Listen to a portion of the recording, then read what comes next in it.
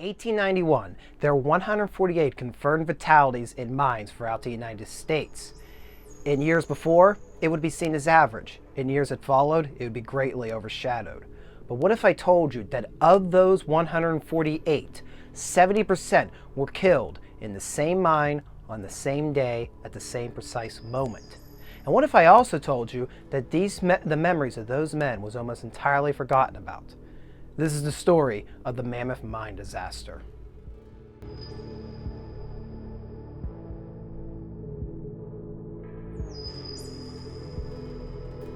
John William Moore was a local industrial magnate who had gained recognition for being in a partnership that oversaw several small coke operations throughout southwest Pennsylvania. In 1879, he broke off into his own venture, purchasing 2,000 acres in rural Westmoreland County.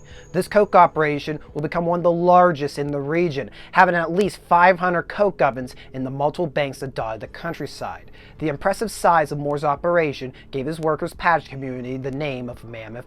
The ovens would be supplied by an on-site coal mine that began as a slope mine in 1885, being bored in for the hillside overlooking the patch. The primary entrance, however, would become a shaft located 2,800 feet to the northwest.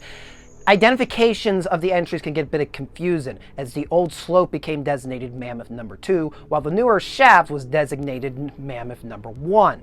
The shaft goes 170 feet down into the gangways of the old Mammoth Number 2 portal. It's the same mining operation. The different numbers refer to the different banks of ovens they were fueling. Mammoth quickly grew to be one of the most lucrative operations throughout southwestern Pennsylvania, thanks in large part to access to the Pennsylvania Railroad via the Swickley Creek branch. In 1886 alone, the Pennsylvania Railroad hauled 95,000 tons of coke out of the Mammoth operation. Over 170 men and boys worked in the mine, with an additional 100 hands aiding in the coke operation. Both local hands and European immigrants worked Mammoth, aiding in digging out the coal as quickly as possible to meet demand. Mining operations started out as an independent firm, but it didn't take long for bigger eyes to take notice. The most famous coal baron of the region was Henry Clay Frick, and he purchased the Mammoth Mine for a sum of $1 million on August 29, 1889. The Mammoth Mine would now be operated under the banner that so many other coke operations were operating with, the H.C. Frick Coke and Coal Company.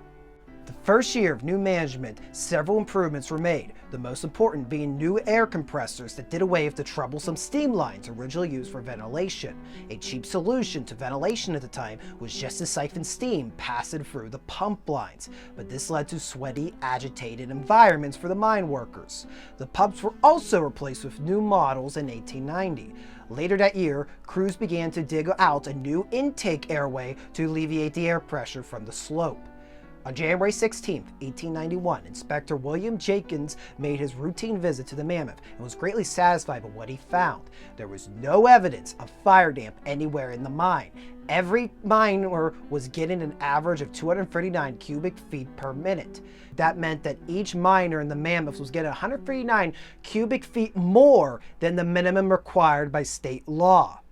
The Mammoth Mine in late January was found to be one of the most safest mines working in the southwestern Pennsylvania coalfields. Perhaps it was too safe.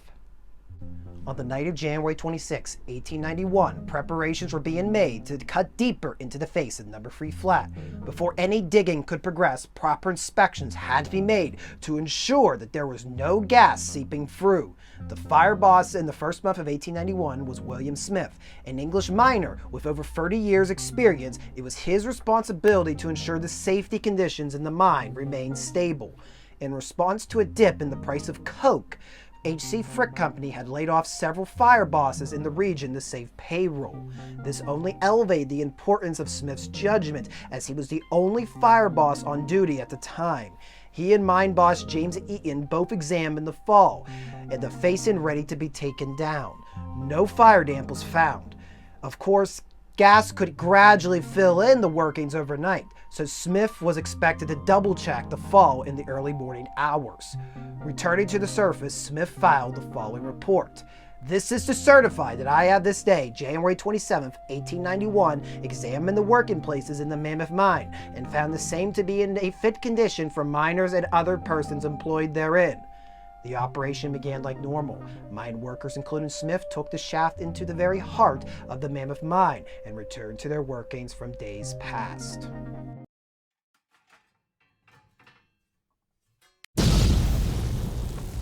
The late dawn was shattered by a boom in the hillside overlooking the patch. Then came the thick black smoke rising softly up the number 1 shaft. A black fume gushed out of number 2, immediately drawing a crowd of oven workers and residents from the patch town. All knew what had happened, but nobody could get into the mine without the threat of choking to death. James Eaton had just finished his shift, stepping away from the shaft when the mammoth exploded. He immediately ordered for all the fans to be turned on full power, hoping to extinguish the flames as quickly as possible. Loved ones would soon be seen trickling over the hillside from the patch, surrounding the smoke-choked shaft, wanting immediate word of the status of those underground. Initially, there was some good news. The fire seemed to have been small and isolated, as most of the flames were squelched by late afternoon. But what the first volunteers found upon reaching the bottom of the shaft was a nightmare. The scorch marks on the wooden ribs of the main entry was the first sign of how far the explosion had reached. Shortly after entering the mine, the volunteers came across the first miner at the intersection between the main way and the corridor to number 1 faced. He was a German immigrant by the name of John Clean, who had been crushed to death against the ribs by the explosion's momentum. Heading down number 1 face, another body was found shortly ahead, then another, and another.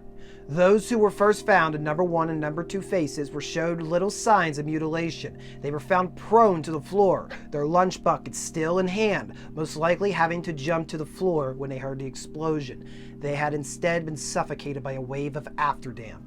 In the vicinity of number 3 flat, the ribs were found to be either chock full of debris or dislocated entirely. Several portions of the roof had collapsed, burying miners who had been working near the epicenter of the blast. Once the rocks and timbers had been cleared, the skin and clothes were found badly burned. Several of the miners were badly mutilated. There was no sign of life upon initial rescue operations, and it would soon be realized that not a single man in the Mammoth Mine had survived. By the following day, the shaft had been working non-stop. Just about every 5 minutes, 1 to 2 elevators would pop to the surface. A wail would rise from the crowd of women and children as cables caved to a halt.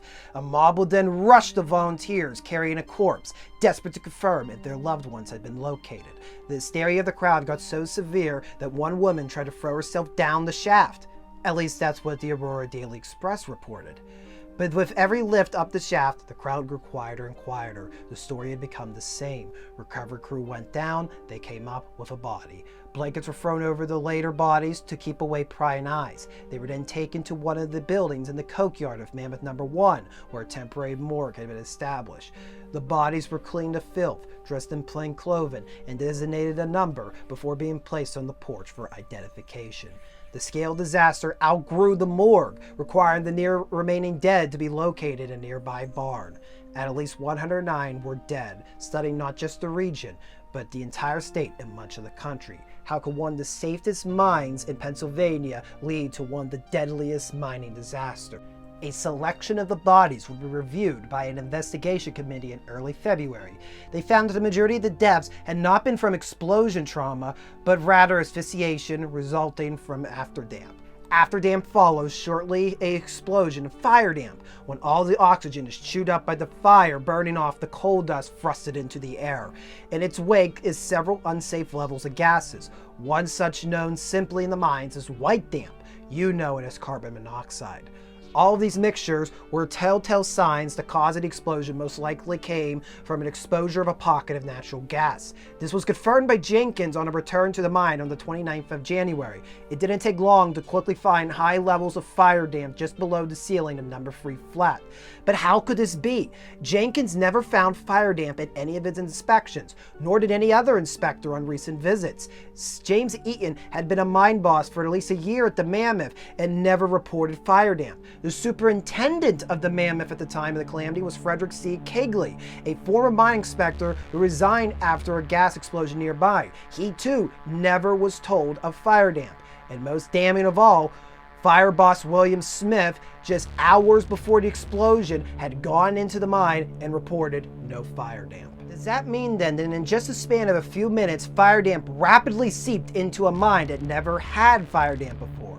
Inspector Jenkins believed so. Westmoreland County was one of the most heavily mined regions in Pennsylvania. There were several mines just within a mile of the farthest tunnels of the Mammoth. Through deduction, one could then have a general understanding of the likely locations of natural gas. Jenkins believed a feeder of methane was just 2 miles from the Mammoth mine. It would have not taken more than a tiny crevice in the rock to allow that gas to rush up to the surface of the mine face when a mine worker was breaking through. It would just take one spark to set the whole place off.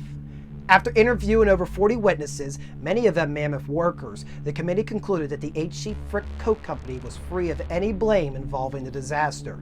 When Inspector Jenkins wrote his official report on the disaster, he supported the theory that a rapid rush of methane gas into the mine was sparked by an open flame. But unlike previous disasters, the death toll was unimaginable. This has been one of the deadliest mine disasters up to that time in the United States. The public demanded some sort of action be taken. Reports reached the papers of the effect budget cuts had on the Frick mine. John W. Bell, a fire boss at the nearby Hecla mine, was more than willing to speak to the papers on the hardships Frick fire bosses had been facing in recent weeks. He said no safety lamps were being used in the mines at the time of the Mammoth explosion. Bell claimed there was too much work for one fire boss. For all the experience William Smith had, he must have been overwhelmed. With the mine, he had to check primarily on his own. An overwhelmed worker is bound to make errors. If Smith had made any errors that day, he would never get the chance to clarify. Aurora Daily Express reported the recovery team found his remains in a dozen places, dismembered from being so near the site of the explosion. The only identifiable feature was his gumboots. From those killed, only 30 or so were married. These were the lucky ones, being able to be buried with a bit of care in cemeteries throughout Westmoreland County. But for most, especially those unable to be identified, their final resting place was a pit in the back of the St. John's Baptist Cemetery near Scottdale, Pennsylvania. It would take over a century for this mass grave to be properly marked. But their deaths had at long last sparked conversation for new safety laws. A second committee was formed to propose regulation changes in the wake of the Mammoth Mine disaster. These included establishing permanent communication lines between the mine and the surface, clarifying what exactly is a coal mine in the legal definition, and enforcing stricter qualifications for fire bosses. Though no legislation was ever passed, it was one of several events that gradually allowed for unionization in the coal fields of southwestern Pennsylvania. It also marked the beginning of a brutal labor struggle in the H.C. Frick Company, whose next chapter would transpire not far south of Mammoth.